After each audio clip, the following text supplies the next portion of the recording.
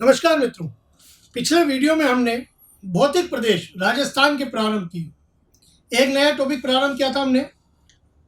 उसमें हमने ये समझा बोर्ड पर कि भौतिक प्रदेश क्या होते हैं, कैसे उनके निर्माण होते हैं या उनकी क्या विशेषताएं होती हैं, और ये भी देखा कि राजस्थान को कितने कितने भौतिक प्रदेशों में विभाजित किया गया है।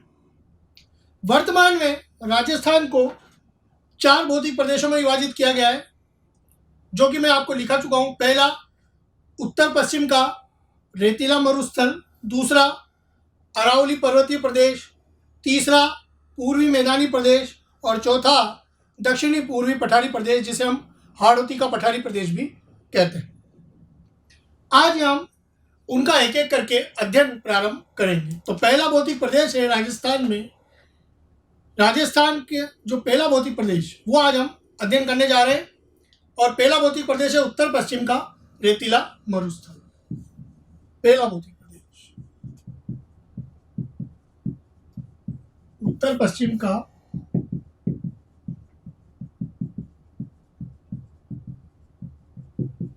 रेतीला मरुस्थल। रेतीला मरुस्थल का मतलब ये नहीं कि पूरा रेतीला है, बीच बीच में चट्टानें भी है, वो भी हम समझेंगे उनको क्या कहते हैं, वो चीज भी हम समझने का प्रयास करेंगे। सबसे पहली बात, ये किसका अवशेष है? मैंने वहां आपको बताया था कि भारत में या तो 33 सागर या गोंडवाना लैंड के अवशेष पाए जाते हैं। वो थ्योरी भी मैंने वहां समझाई थी आपको।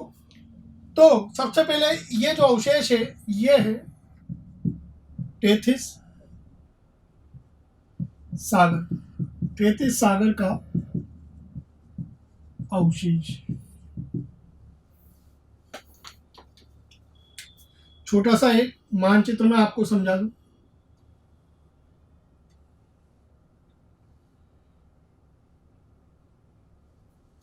इस तरह से राजस्थान का एक मानचित्र।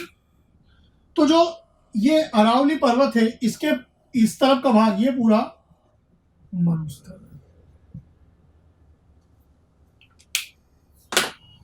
इस प्रदेश की बात कर रहे हैं हम, मरुस्थलीय प्रदेश की। तो 33 सागर का ये अवशेष। अब यदि हम बात करें इसकी, तो इसके अक्षांश और देशांतर भी हम देख लेते हैं। अक्षांश देशांतर भी हम देख लेते हैं इसके, हालांकि पूछता नहीं है, लेकिन फिर भी क्योंकि ये भारत का भी एक बहुत ही महत्वपूर्ण भौतिक प्रदेश है, भारत में भी हम थार का मरुस्थल एक भौतिक प्रदेश पढ़ते हैं, तो उस कारण हम इसका समझ लेते हैं कि अक्षांश देशांतर क्या है। तो इसका अक्षांश देशांतर यहाँ से यहाँ तक अक्षांश होगा, ऐसे ही यहाँ से यहाँ तक इसका देशांतर होगा। अक्षांश उत्तर के होंगे, देशांतर पूर्व के होंगे, क्योंकि भारत उत्तर और पूर्वी गोलार्ध में, तो राजस्थान भी उत्तर और पूर्वी गोलार्ध में ही है। तो अक्षांश जो यहाँ से प्रारंभ होते हैं इसके, वो 25 डिग्री उत्तर से 30 डिग्री उत्तर के लगभग हम कह सकते हैं। लगभग यहाँ पर हमने ये लिखा है। और देशांतर 69 डिग्री 30 मिनट पूर्व, जो कि यहाँ पे और यहाँ तक आपके जाता है 74 डिग्री 45 मिनट पूर्व तक आपको ये मिल जाएगा मरुस्थल देखने को। तो ये अक्षांश और देशांतर हो गए इसके।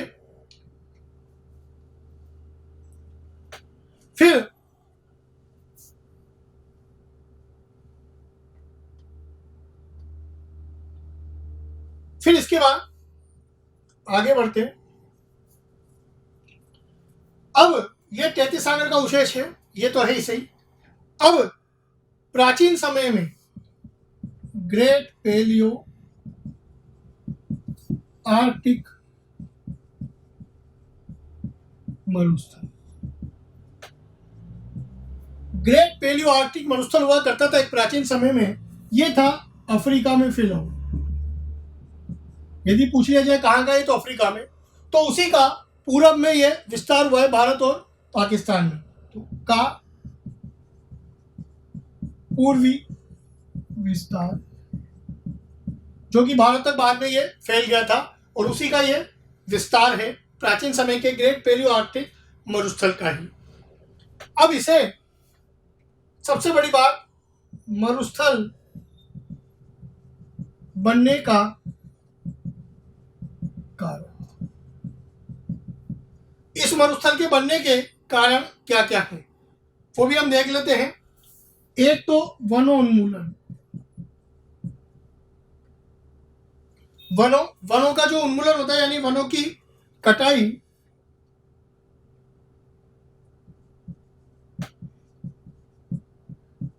अतिचारण, पशुओं का अतिचारण, पशुओं को ज्यादा चराना, वनों का जो है ह्रास होना, निर्वनीकरण यानी वही वनों का ह्रास और उसमें वृक्षारोपण न करना, वो भी निर्वनीकरण में शामिल है। तो इन कारणों की वजह से, और एक और है जल का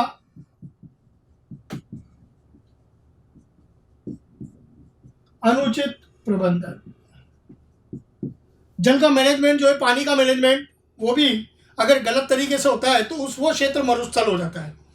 अब सामान्यतः मरुस्थल आप किसे कहेंगे, जहाँ रेत ही रेत हो? नहीं, ये डेफिनेशन नहीं है। मरुस्थलीय क्षेत्र वह होता है जहां मानव के निवास के अनुसार वहां की जलवायु या भौतिक विशेषताएं अच्छी नहीं हो या अनुकूल नहीं हो, ऐसे क्षेत्र को हम मरुस्थल कहेंगे। जो मानव निवास के प्रतिकूल हो, प्रतिकूल की मैं बात कर रहा हूं, बिल्कुल ऑपोजिट हो। जैसे मान लीजिए हम भारत में हम कहीं भी रहते हैं, वहाँ पानी है, जल है, अच्छी वर्षा होती है तो मानव के अनुकूल है। और मान लीजिए कहीं पर ये इन चीज़ों की कमी है कि मिट्टी अच्छी नहीं है, पानी उपलब्ध नहीं है, वर्षा कम होती है, तो ऐसे क्षेत्र को सामान्यतः मरुस्थल की संज्ञा दी जाती है। ये इसका तात्पर्य हुआ। तो मरुस्थल बनने का कारण भी मैंने यहाँ समझा दिया है, ये कारण रहे इस मरुस्थल के बनने के। अब नाम, इसे कहते हैं थार का मरुस्थल,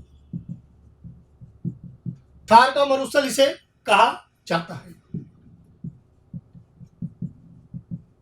अब ये भी दो देशों में फैला हुआ है, थार का मरुस्थल में। दो देश कौन से हैं? एक तो भारत और एक पाकिस्तान, दो देशों में फैला हुआ है। भारत में लगभग 62% भाग है इसका, और 38% भाग लगभग इसका पाकिस्तान में। पूरे थार की बात करें तो 62% तो भारत के पास है थार का, और 38% लगभग 38% पाकिस्तान के तरफ है। फिर भारत में इसे क्या कहते हैं? रेगिस्तान, जबकि पाकिस्तान में इसे कहा जाता है चोलिस्तान। पाकिस्तान में इसे चोलिस्तान कहा जाता है। अब इसके और भी अलग अलग जगह पे अलग अलग नाम, जैसे हम बात करें लीबिया, तो लीबिया में इसे सिटीर कहा कहते हैं। लीबिया में इस थार के मरुस्थल को क्या कहा जाता है? सिटीर कहा जाता है।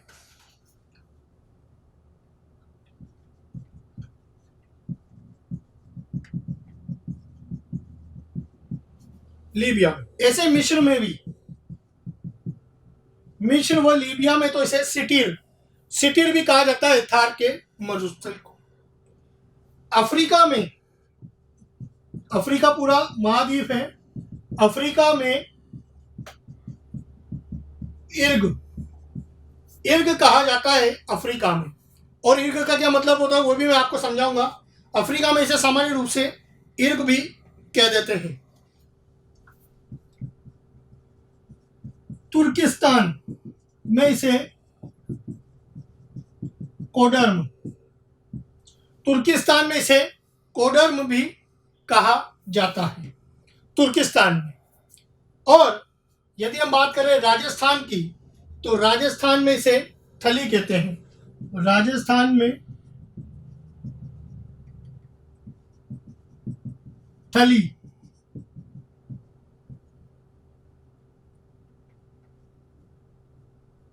राजस्थान में इसे थली भी कहा जाता है। आशा आपको नजर आ रहा होगा। राजस्थान में इसे मैं ऊपर लिख देता हूं थोड़ा,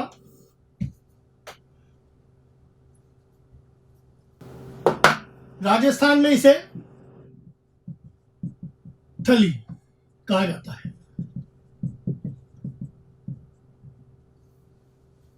थाली नहीं, थली, थाली मत कर देना इसको। राजस्थान में इसको थली भी कहा जाता है, थार के मरुस्थल। तो आप एक बार इसको नोट कर लीजिए, फिर और इंपॉर्टेंट पॉइंट बताता हूं मैं इसके।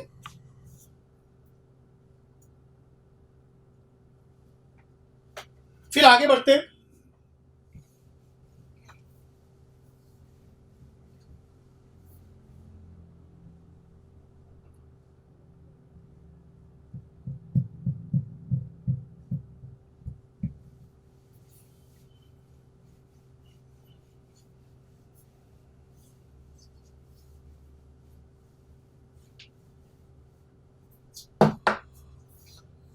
यह एक उष्णकटिबंधीय मरुस्थल, उष्णकटिबंधीय जलवायु इसलिए उष्णकटिबंधीय मरुस्थल है। यह एक युवा व नवीन मरुस्थल है। युवा एवं नवीन, मैंने बताया था युवा अवस्था, तरुण अवस्था और प्रौढ़ अवस्था 3 तरह की होती है। अभी ये अपनी युवा अवस्था में, इसलिए नवीन अवस्था में, युवा अवस्था से ये प्रौढ़ की ओर जाएगा, यानी इसमें निरंतर विकास हो सकता है। तो ये दूसरी भूमि खराब कर सकता है। तो इसके लिए सरकार को अलग अलग कार्यक्रम चलाने होंगे इसकी रोकथाम के लिए। अब ये युवा एवं नवीन मरुस्थल है, साथ ही जो इसका कारण रहा मानव जनित,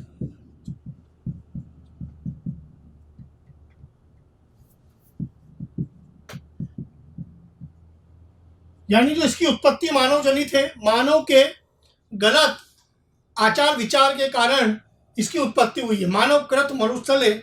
मानव ने जब भूमि का शोषण करना प्रारंभ हुआ तो मानव की वजह से इसका उत्पत्ति हुई मरुस्थल की, ये इसका मतलब है। फिर यह विश्व में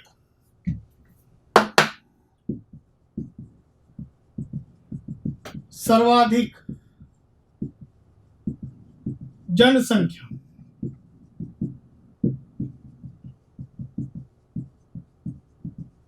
मरुस्थल है। विश्व में सर्वाधिक जनसंख्या वाला मरुस्थल है।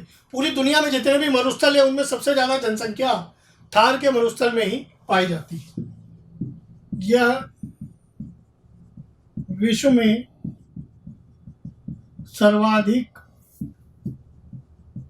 जनघनत्व वाला मरुस्थल है। सर्वाधिक जनघनत्व वाला मरुस्थल भी है। जनघनत्व निकालते हैं कि प्रति किलोमीटर के हिसाब से कितने लोग रहते हैं 1 किलोमीटर में, वो हम जनसंख्या में पढ़ेंगे विषय आगे। तो जनघनत्व भी यहाँ पर सबसे ज़्यादा है प्रति किलोमीटर के हिसाब से। अगर हम एक इकाई के हिसाब से निकालें घनत्व तो वो भी यहाँ पे ज़्यादा है। फिर इसके बाद अगला पॉइंट, ये विश्व में सर्वाधिक जैव विविधता,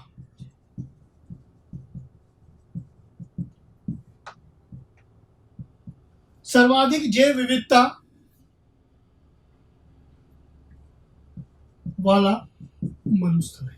सर्वाधिक जैव विविधता वाला मरुस्थल भी है विश्व में, यानी सबसे ज्यादा बायोडाइवर्सिटी जिसे बोलते हैं अंग्रेजी में बायोडाइवर्सिटी, अलग अलग जीव जंतु पेड़ पौधों मनुष्यों की अलग अलग प्रजातियां को मिलाकर कहते हैं जैव विविधता, बायोडाइवर्सिटी। उसकी सबसे ज्यादा विविधता वाला मरुस्थल भी यही है, थार का मरुस्थल, जो कि भारत और पाकिस्तान में स्थित है। तो ये इसके कुछ इंपॉर्टेंट पॉइंट हुए। फिर बात करते हैं हम भारत में। अब भारत में इसका विस्तार 4 राज्यों में। 4 राज्य कौन कौन से हैं? सबसे ज्यादा राजस्थान में, ये मैं क्रम से लिख रहा हूं, ये क्रम से लिख रहा हूं मैं क्रमशः। राजस्थान में सबसे ज्यादा है, फिर गुजरात, उसके बाद हरियाणा और फिर पंजाब। सबसे कम पंजाब में फैला हुआ है और सबसे ज्यादा राजस्थान में इसका विस्तार है।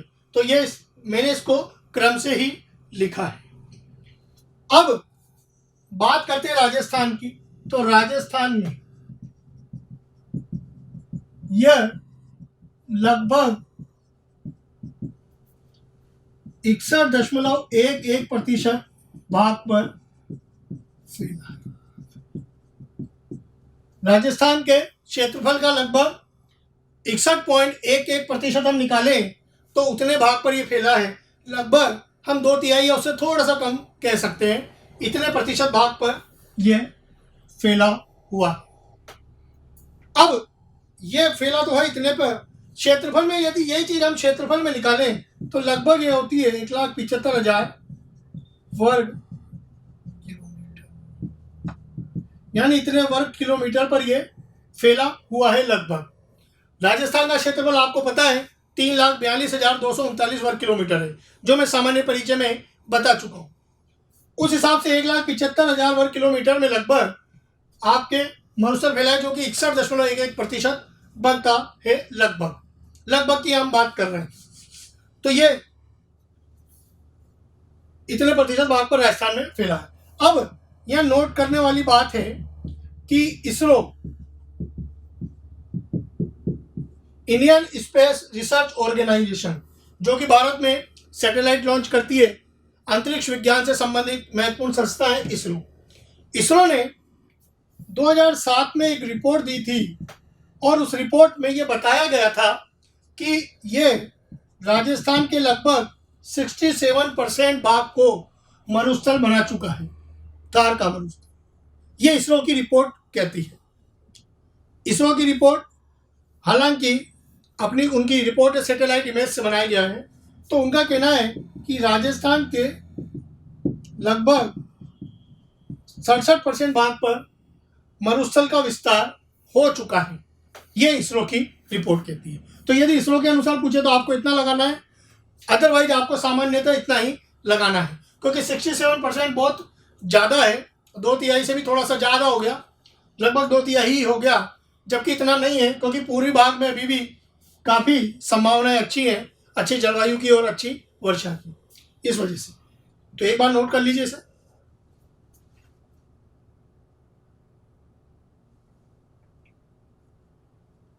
आगे बढ़ते हैं फिर।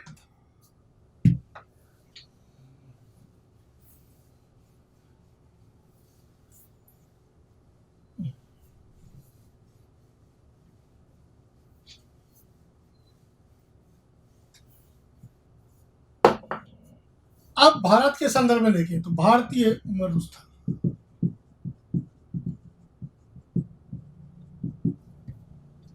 भारत का जो मरुस्थल है, जो खास तौर से थार का भाग है,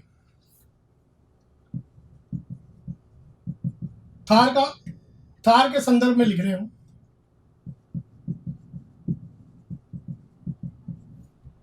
भारतीय मरुस्थल का 75 से 80% भाग राजस्थान में।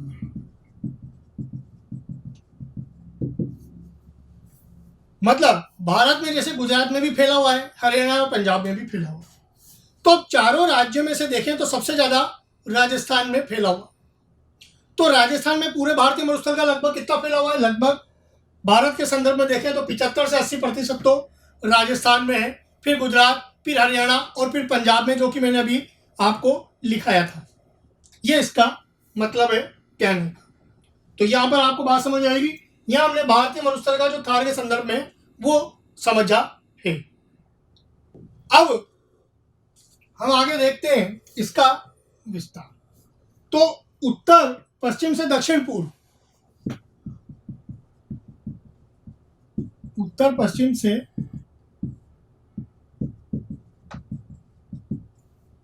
माफ कीजिएगा उत्तर पूर्व,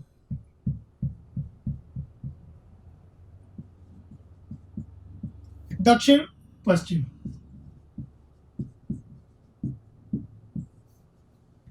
उत्तर पूर्व से दक्षिण पश्चिम, यानी उस तरफ, अगर इस तरफ हम देखें तो लगभग 640 किलोमीटर तक फैला है। हमने इस तरफ लिया है, उत्तर पूर्व से दक्षिण पश्चिम की ओर लिया है, तो 640 किलोमीटर है। और पश्चिम से पूर्व अगर हम देखें, पश्चिम से पूर्व लगभग 300 किलोमीटर तक फैला है। लगभग इतना किलोमीटर तक ये फैला हुआ है, अप्रोक्स ये लिया गया। ये इसका फैलाव है किलोमीटर। अब राजस्थान में आप सभी को पता है, राजस्थान में 33 जिले में समझा चुका हूं पहले सामान्य परिचय में। राजस्थान में लगभग 12 जिलों में फैला हुआ है। राजस्थान के लगभग 12 जिलों में ये फैला हुआ है। 12 जिले कौन कौन से हैं? 12 के 12 में इधर मैं लाइन से लिख देता हूं कि कौन कौन से जिले हैं। 12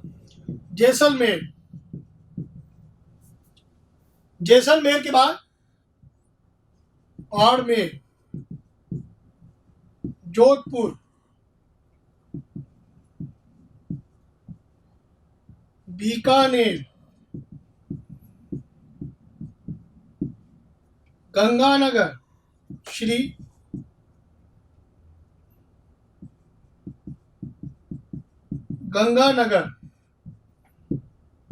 हनुमानगढ़,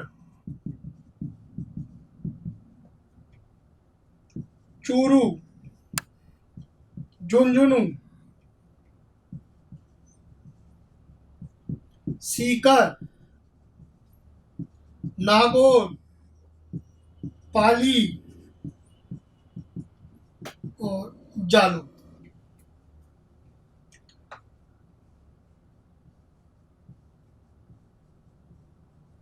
इस तरह इसके जो विस्तार है वह लगभग 12 जिलों में, तो राजस्थान के 12 जिलों में ये फैला हुआ है। मैं चित्र में भी नाम लिख देता हूं। जैसलमेर, बाड़मेर, जालौर, पाली, जोधपुर,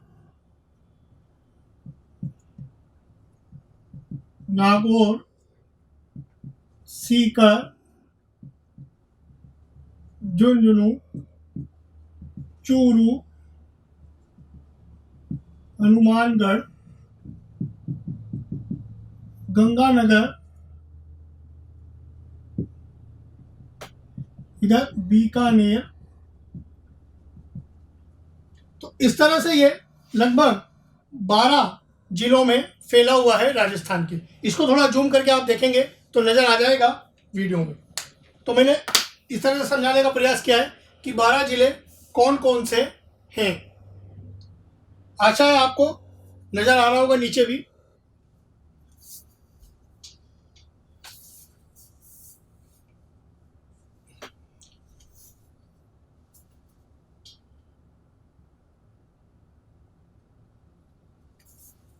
अब आगे बढ़ते हैं 12 जिलों में। अब 12 जिलों में और राजस्थान के पूर्व और पश्चिम में लगभग 13 जिले हैं। 13 जिलों में से 12 जिलों में मरुस्थली एक कौन सा नहीं है? सिरोही मरुस्थल जिला नहीं। तो जो सिरोही है जालौर के पास, सिरोही जो जालौर के पास ही आता है, यह मरुस्थली नहीं है। यहाँ पर अरावली का विस्तार ज़्यादा है, तो इसे पर्वतीय जिले में गिना जाता है सामान्य रूप से। तो एक बार आप एक लाइन और देख लीजिए, यह सिरोही जिला इसमें नहीं आता है। अब डॉक्टर ईश्वर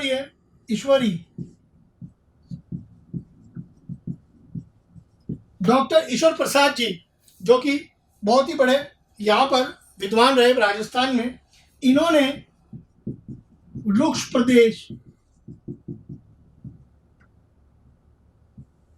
प्रदेश की संज्ञा दी थी।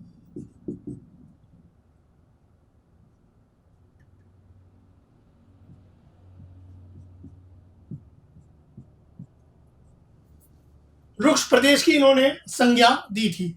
इस प्रदेश को इन्होंने रुक्ष प्रदेश इन्होंने मरुस्थल के लिए प्रयोग किया शब्द। तो रुक्ष प्रदेश किसने कहकर पुकारा, यह भी पूछा जा सकता है। डॉक्टर ईश्वरी प्रसाद जी ने इसे रुक्ष प्रदेश की संज्ञा दी थी इस मरुस्थलीय क्षेत्र। तो आशा बात समझ में आएगी, आप नोट कर लीजिए इसे एक बार। इधर ये 12 जिले भी लिख लीजिए पूरे। फिर आगे बढ़ते हैं।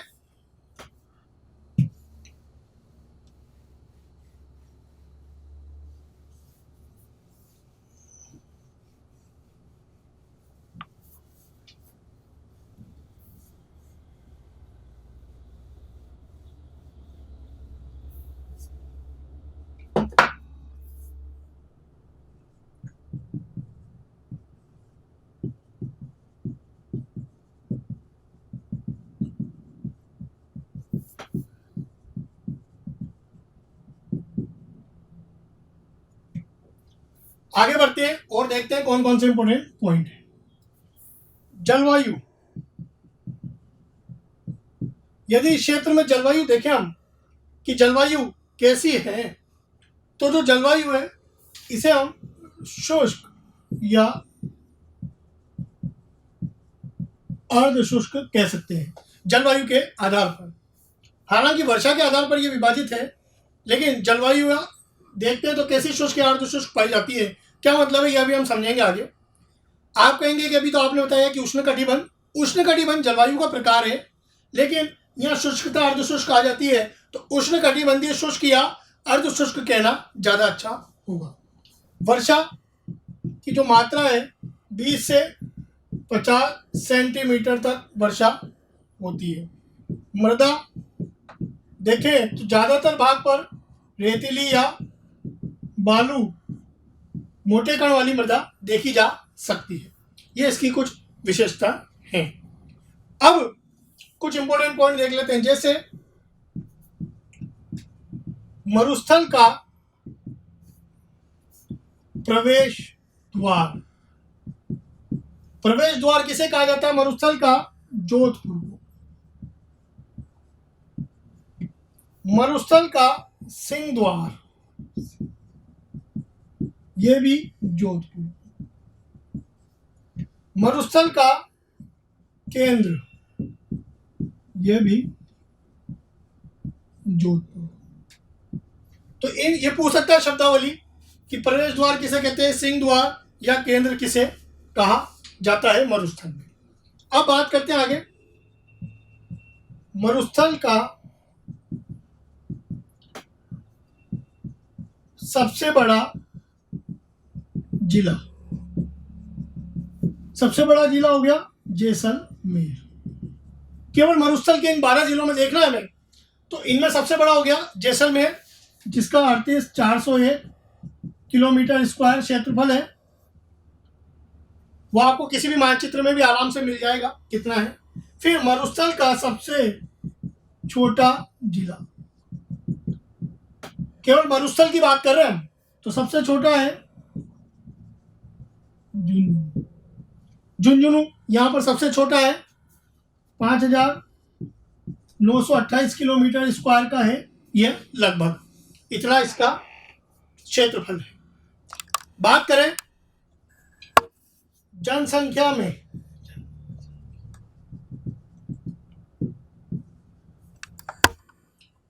मरुस्थल का सबसे बड़ा जिला,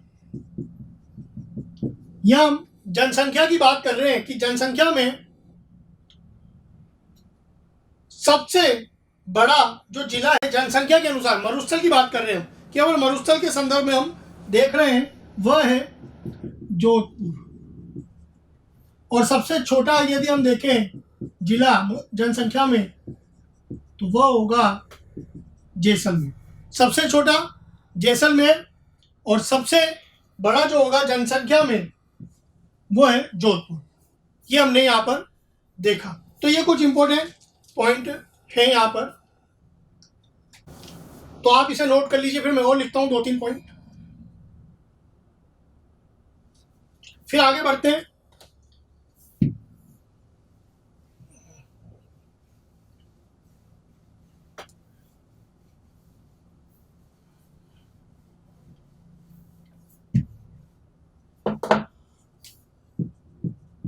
मरुस्थल में सर्वाधिक जनघनत्व वाला जिला, सर्वाधिक जनघनत्व जो कि प्रति किलोमीटर के हिसाब से निकालते हैं, और वो है झुंझुनू का।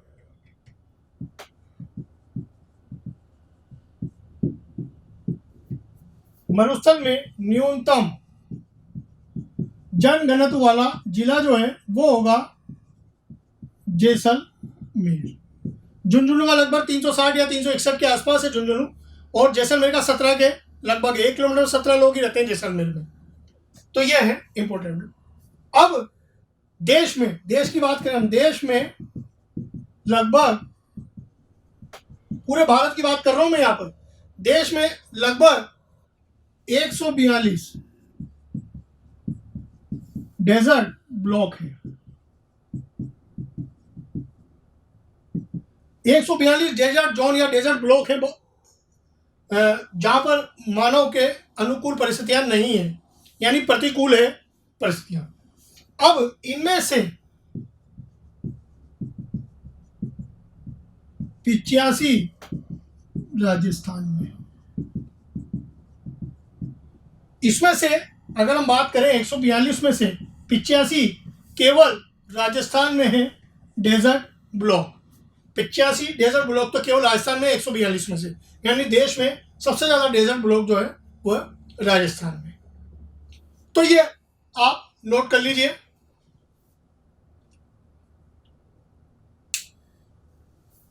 तो ये हमने केवल अभी तक राजस्थान में सिर्फ हमने ये देखा अभी तक कि कौन कौन से इसकी मरुस्थल की, पहले भौतिक प्रदेश की मरुस्थल की, उत्तर पश्चिम के रेतीला मरुस्थल की विशेषताएं, केवल उसके कुछ मुख्य बिंदु या विशेष बिंदु हमने समझे हैं। इसके बाद हम देखेंगे चट्टानों के आधार पर कौन से प्रकार का होता है, वर्षा के आधार पर मरुस्थल कितने प्रकार का होता है, ये भी हम समझेंगे अगले वीडियो में। तब तक के लिए धन्यवाद, और समझने का प्रयास कीजिएगा। जो चीज़ समझ में ना आए कमेंट जरूर कीजिएगा। धन्यवाद।